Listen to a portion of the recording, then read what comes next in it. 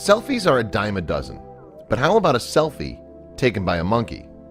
You've got to admit that's one selfie that's pretty darn special. It's also one that has led to a court case so big that one man might go bankrupt.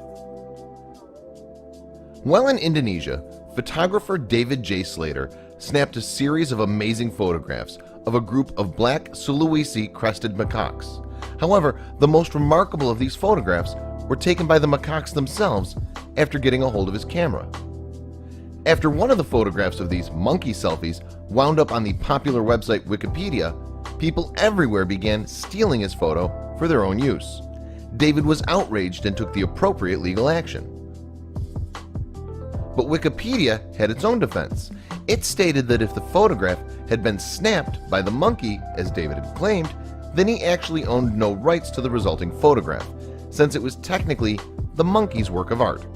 A fair point in its own weird way. When David published a book featuring the selfies taken by the monkeys, PETA decided to sue him on behalf of the primate artists.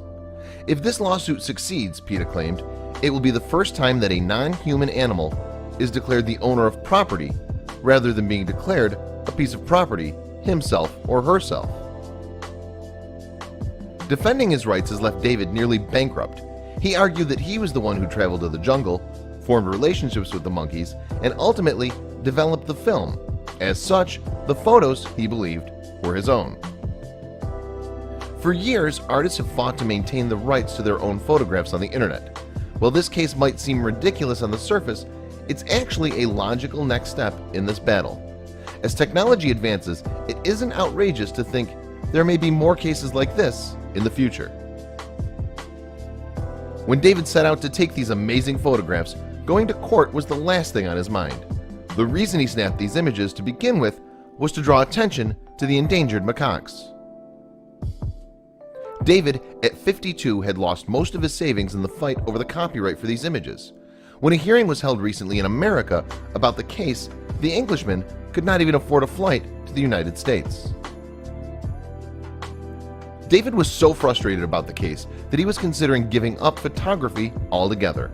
He said he would likely have to take up a new career just to pay the bills. He was considering tennis coaching or even walking dogs. As for the monkeys, various attempts have been made to reach out to them for comment. However, because they're monkeys, this has proven to be virtually impossible.